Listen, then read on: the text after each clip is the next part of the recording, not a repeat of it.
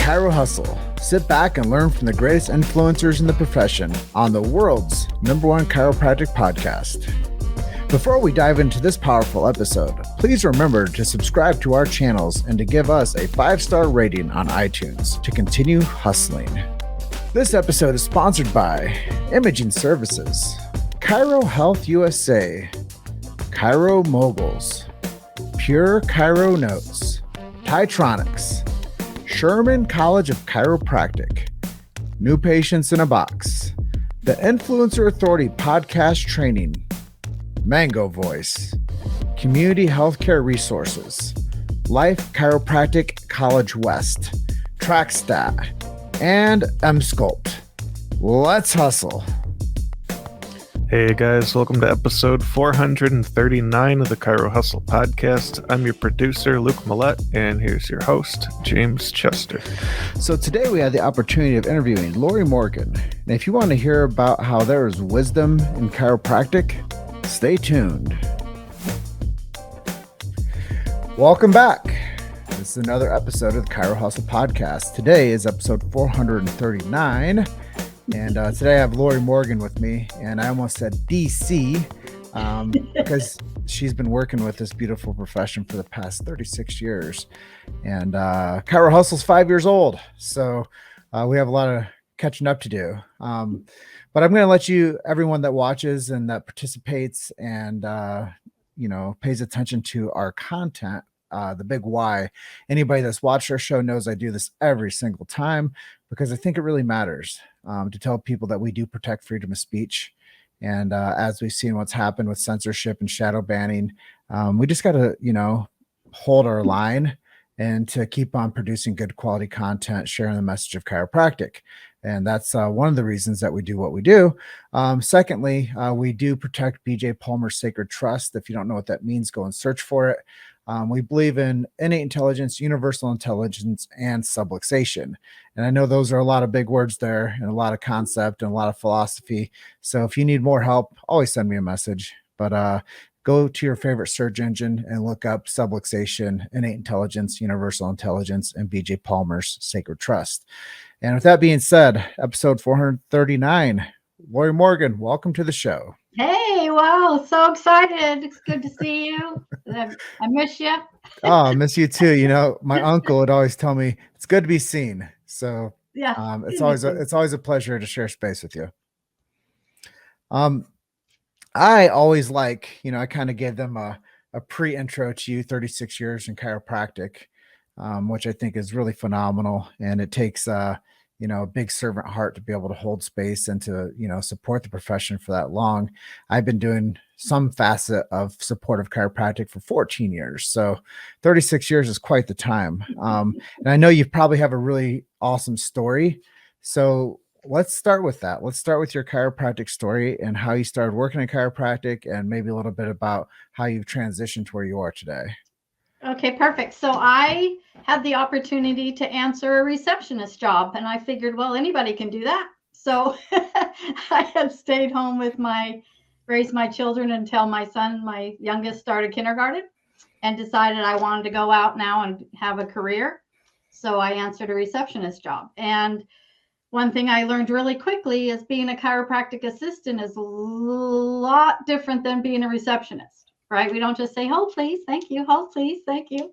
So multitasking was something I had to pick up very quickly. I had a great opportunity.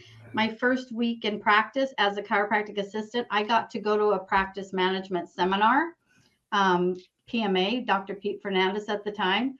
So when I got there, I realized, oh my gosh, wow, these people, everybody was happy. Everybody loved what they did. The whole room almost vibrated with energy. And when I got there, I realized that I had been called to do something that was bigger than me. And I knew that at that moment that I would always be part of this profession. I had no idea what was in store for me. I had no idea where I was going. I spent 15 years as a CA and loved it. I loved taking care of people. I loved seeing the miracles. High volume practice, 3 doctors seeing about 200 a day. And then I got a special call from Dr. Charlie Ward, who had heard of me and he called and asked me if I would be interested in being his CA trainer for his coaching program.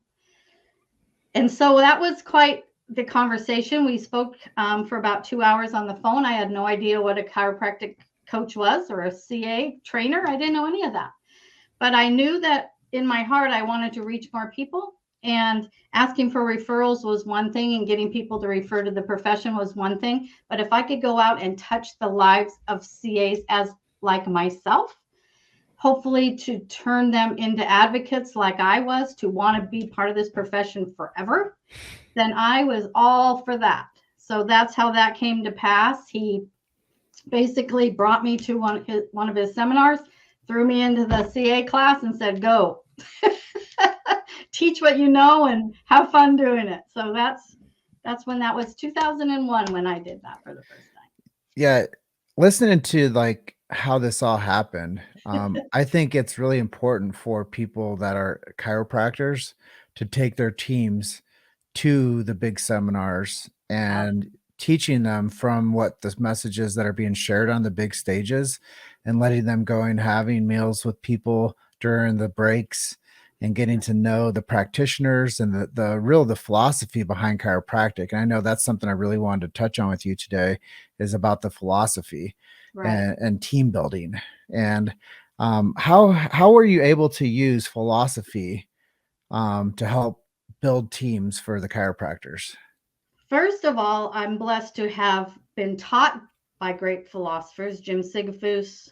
You know, I got to be in, Reggie Gold's, the Larry Marksons, and Charlie Ward's. I come from that. So when I did go to the Parker seminars and anywhere else that I happened to be, DE and all of those things, and got to hear Sid Williams live, man, I was like a sponge. But it made me also realize that without that soul part of chiropractic, without owning the philosophy, I would never have gotten to where I am today. So I believe in my coaching that's a must. And I can teach philosophy, but like you said, if they would take their teams to these great places with all these wisdom warriors, right? There's so many people out there teaching the truth about innate intelligence and subluxation and just so many great things that are happening out there in our profession. Not as much as when I came up in it, but definitely still there. That only that can be a benefit to you as a chiropractor. When your team starts to excel and advocate for the profession, that only helps the practice. If I can tell a practice member why it's important they keep their appointments based on my owning the philosophy, wow, right? I don't say, oh, we have you in the appointment book and you missed. I want you to understand the why behind the doctor making a care plan, right? So what you're saying, Lori, is when a chiropractor brings their team to a chiropractic seminar, it actually makes the chiropractic business and practice more money. Oh, absolutely. And so the one really big thing about that is if you invest in your team to learn and grow, whether it's through seminars, coaching, whatever it is, they'll stay longer. Or hopefully my business is called CAs for Life for a reason, because I want you to become a CA for life. And when I hire a CA for chiropractors, I look for someone who's future minded, who thinks this isn't a pass through. This is something I want to do as a living, as a career. And if you invest in their growth and in their development, they stay and they invest in your practice, because you want them to feel like it's theirs as well. I have heard for a long time, and I know this is true, and you'll probably say, oh, that's true, is that chiropractors always want the practice member or the patient to stay, pay, and refer. Correct. Now I think the convexity of that and the other side of the story is that when you have an advocate CA, they actually get the people to stay, pay, and to refer. And when you take care of that CA the right way, they stay, you pay them, and then they refer. Absolutely. So Absolutely. it's a really great narrative line that goes through the profession of the stay, pay, and refer, Right. even from the perspective of the new patient or the lifetime patient. but maybe the lifetime CA becomes that greatest, part of the wheel that gets the patients to stay, pay, and refer when that doc appreciates them as the chiropractic angel, like I call them, Correct. and takes good care of them. And then they become that referral source too. And they nurture the client, they nurture the relationships, and then they get people to actually, feel good, like it's family coming back home every time they come into the office. Absolutely. And the more I own what I do and the more I own chiropractic in my serving heart, the better I am at communicating that to people. People come into a chiropractic office for whatever reason, mostly symptom-based pain, whatever. But we when we're true to ourselves, we are really in the belief changing business, because we need to shift their mindset. We need to shift their mindset from that medical model of hurry up and get me better, quick, quick, quick, to, okay, this is going to take time. We're going to make corrections to the spine. There's this whole innate intelligence that's going on. We don't know what's up with that. It's, we don't get to decide when you're well or how long it's going to take. So as a CA, I can nurture them through that journey and encourage them through that journey to where they come to me and say, Lori, why is it taking so long? Or Lori, why am I still coming when I feel great? I don't get it. Because we have to make the choice as an office, as a congruent team, to educate every single person who comes in the building, to educate every single person about the why. Why are they there? They all have their own reason, but we need to educate them as to stay, refer, all of those things. And that takes training and knowledge. And again, it takes owning it to be able to nurture them through this journey of health. Well, you mentioned Sid Williams earlier and a bunch of great names. I actually went to my first Dynamic Essentials this past weekend, and I think that it's really pertinent for me to talk about this because you also mentioned the word, we have to educate these people. Well, I think as we've developed to where we are today, is marketing is the new education. Yes. And if we package the marketing the right way, then we're educating people. And probably a lot of people don't know this.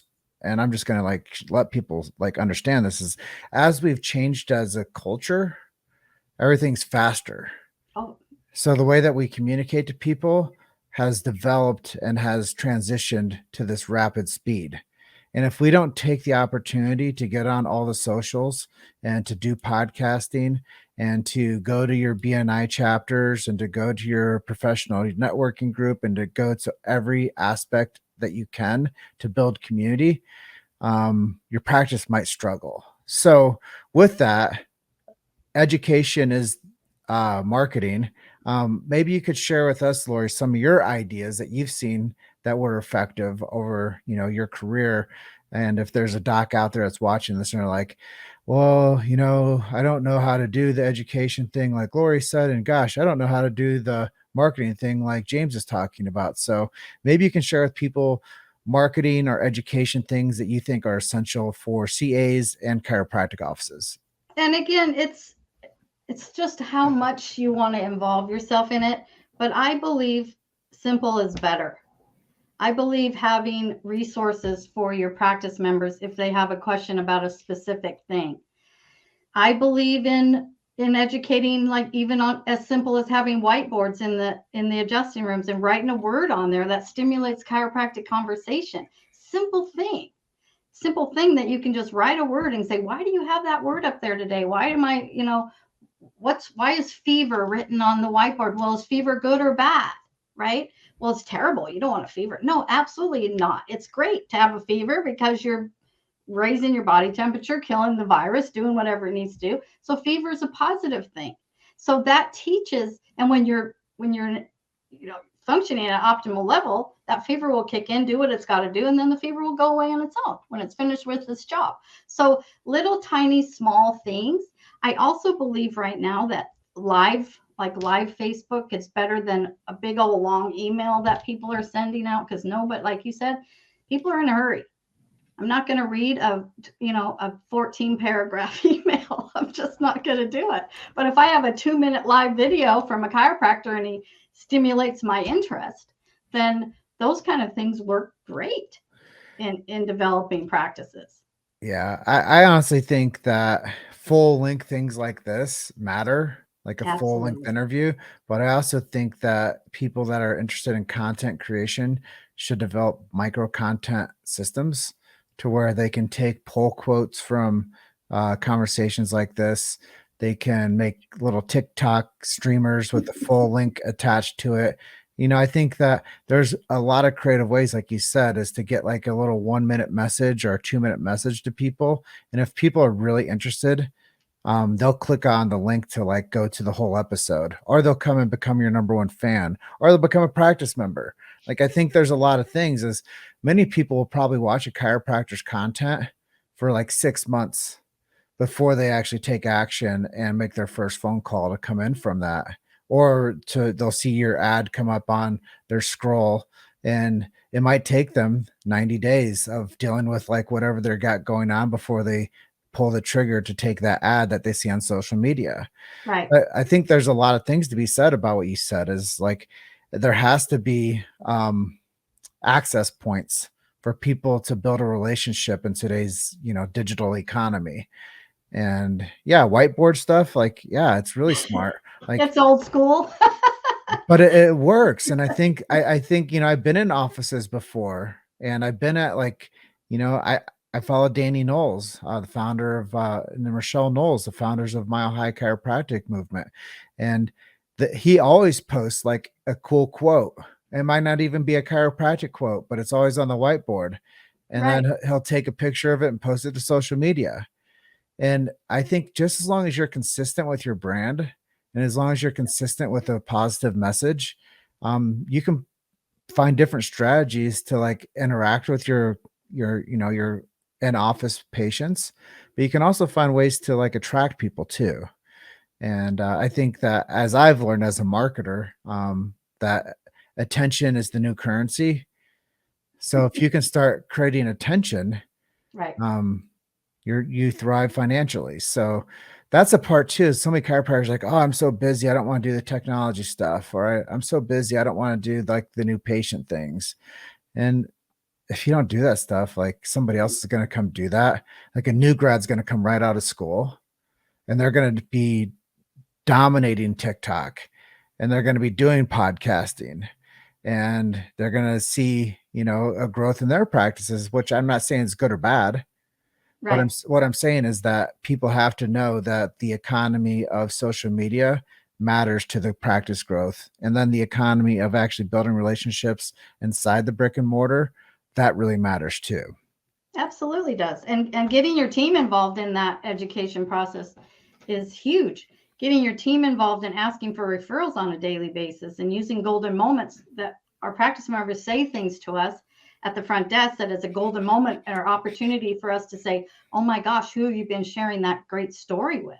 Because you're telling me that this is changing your life. How many people outside of this building are you telling?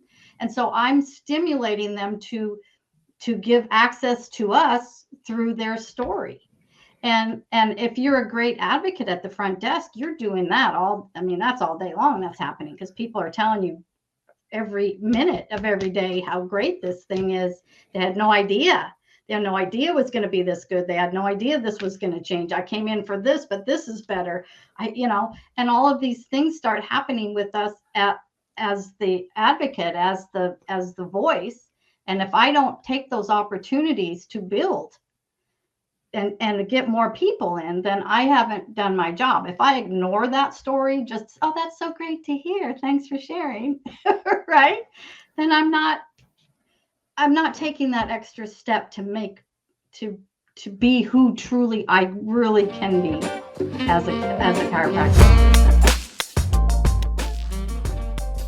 You've made it to Chiro Hustle. Sit back and learn from the greatest influencers in the profession. Number one chiropractic podcast. This episode is sponsored by Imaging Services, Chiro Health USA, Chiro Moguls, Pure Chiro Notes, Pytronics, Sherman College of Chiropractic, New Patients in a Box, the Influencer Authority podcast training, Mango Voice, Community Healthcare Resources, Life Chiropractic College West, TrackStat, and MSculpt.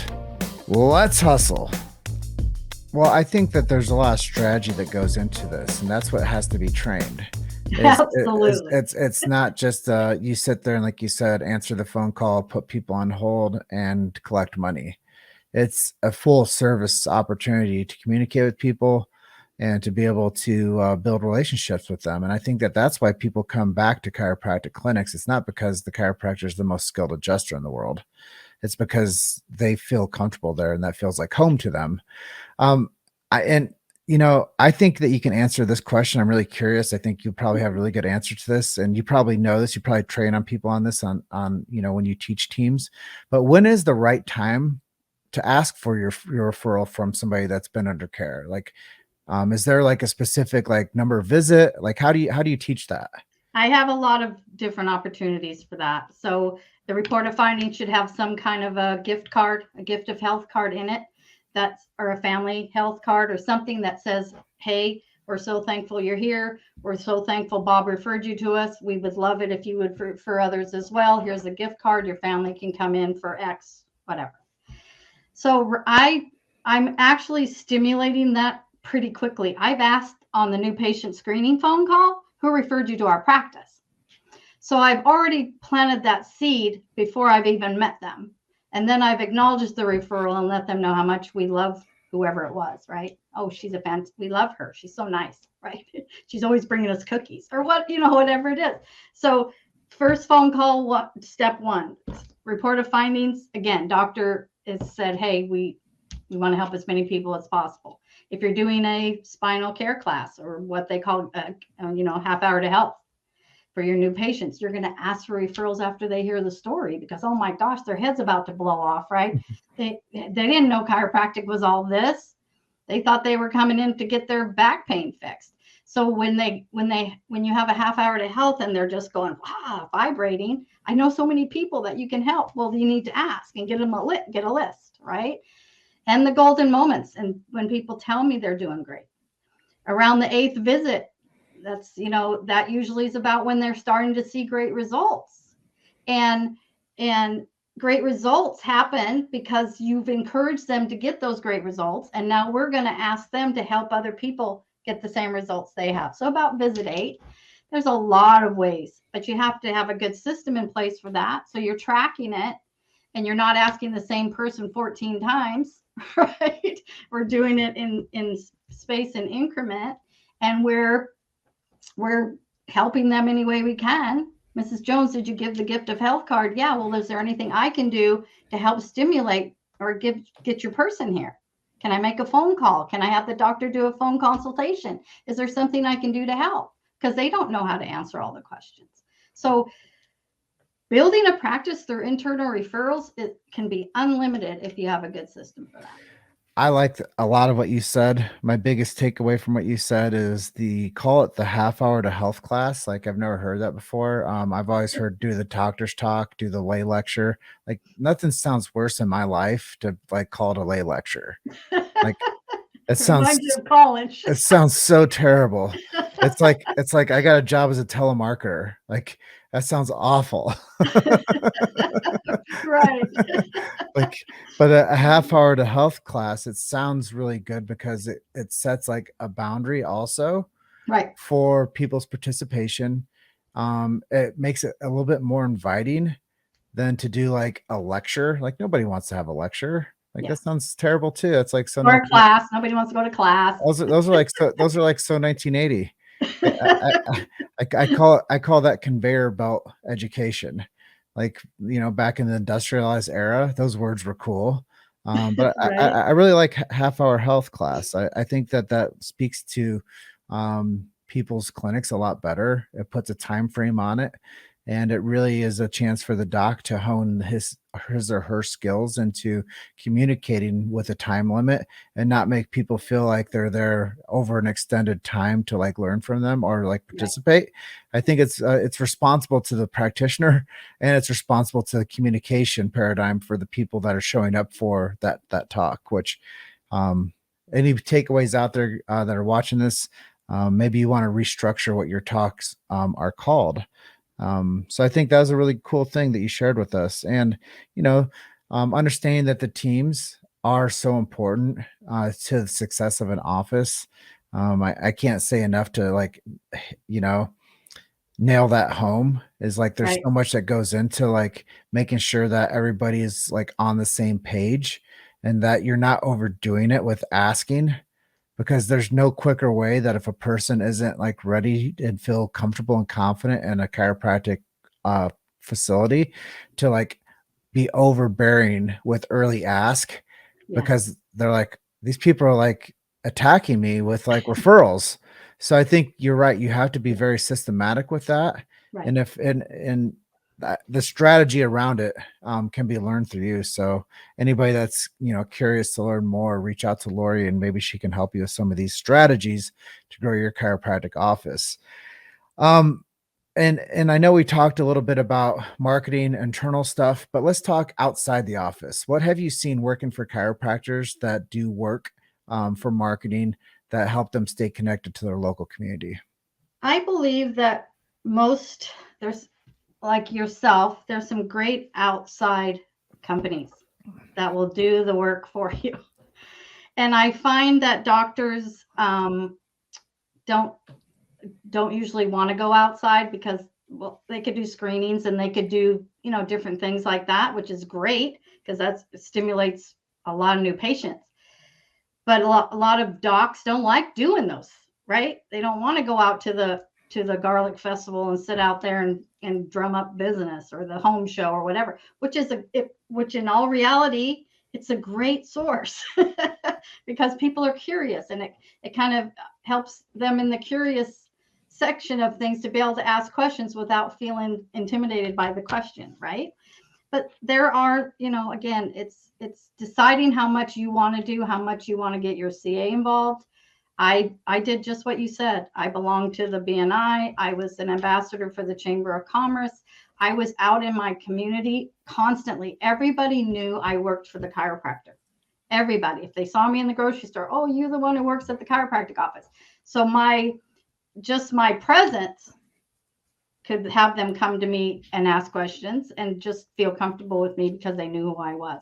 But again, there's some great people out there that are helping chiropractors outside your website, and the website speaks volumes, right? Some people have great websites, some people have not so good. Yeah. You know, Right?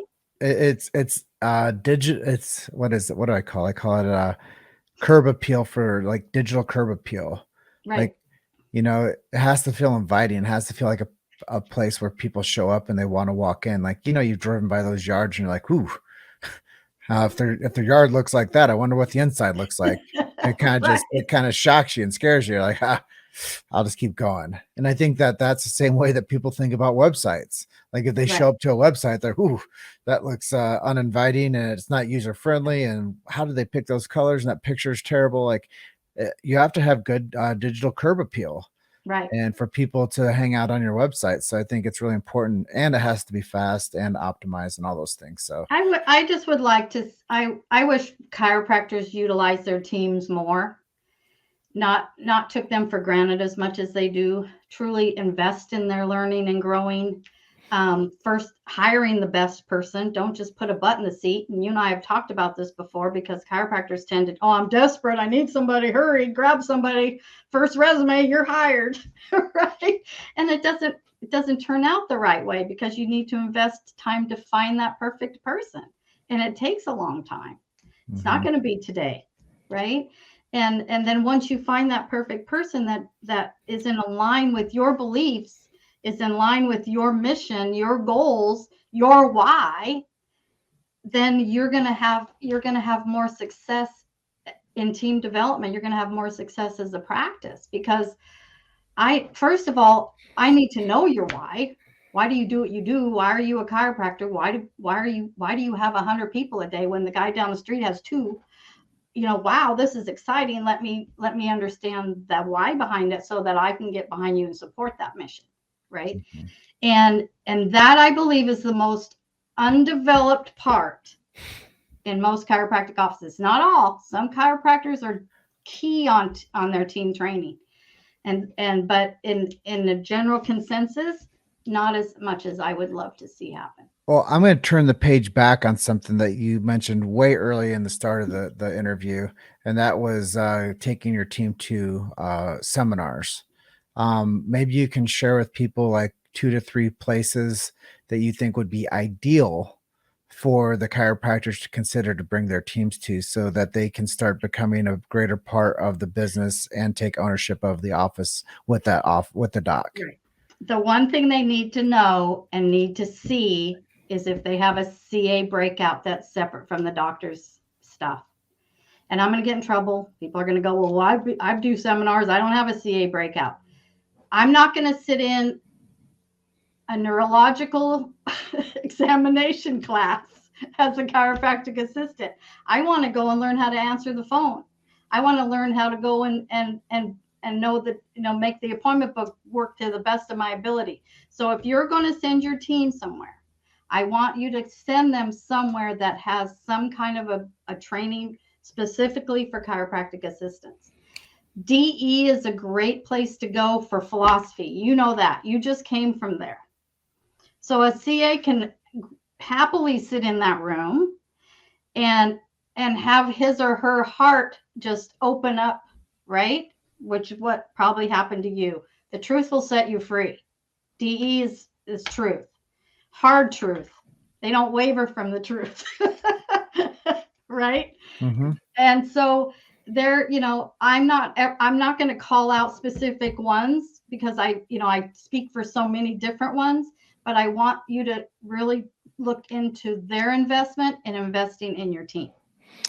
Well, I'll take the reins on the question then, and I'll tell people to make sure you get to at least 1 seminar a quarter, and to build out your calendar for the following year, and to segment it down to where you know that you're bringing your team to a new event each quarter. Maybe some of them don't have Lori's advice as a CA breakout event, but maybe they are something that's going to teach them like DE will.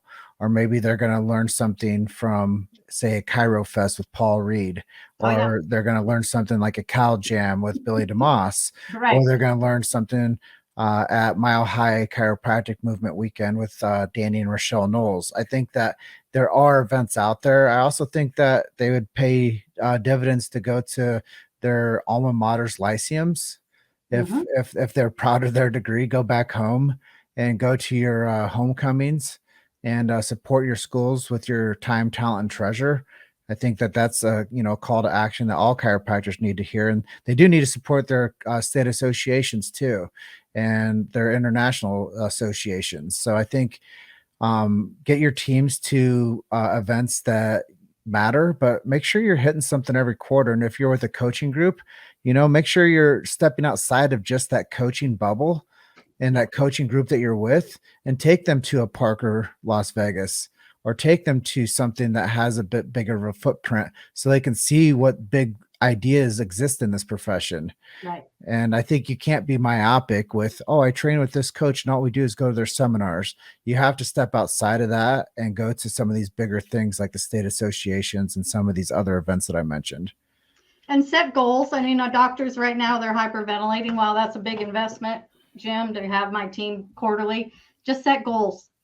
If we're going to have X amount happen, we're going to see this many new people, we're going to have this much collection. When we hit that, we're all going to Vegas, right? Well, you have all this time, if you future pace, you have all this time to reach these goals and find out that if they come back from that so excited and so stimulated, and what can I do to help? Wow, we're not seeing enough people. Let's get some more people, right? Yeah, the only churn rate there, guys that are watching this and gals that are watching this, is probably your CAs are going to go to chiropractic school.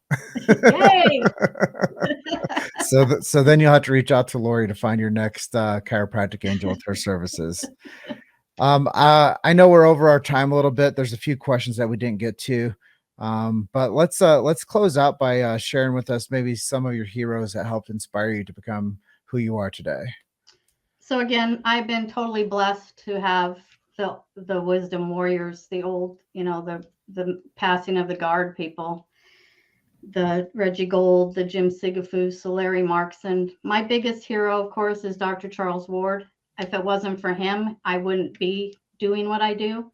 His faith in me, not even knowing me, just hearing of me, bringing me on to his, he had a huge coaching program. He's one of the original coaches, like where there was like 4 other coaches. So everybody had a coach, was with one of the 4. So we had a huge group.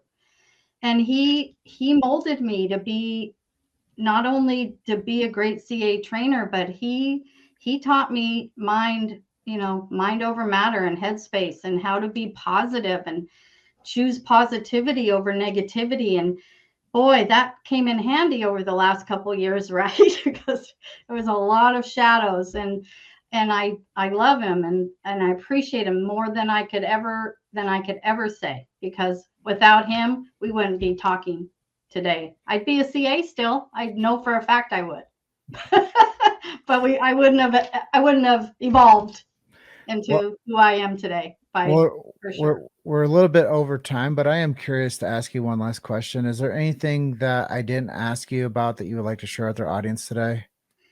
No, I think you're so good at this, but all I want to say in closing is take a step back, look at who you're surrounded with on a daily basis in your practice.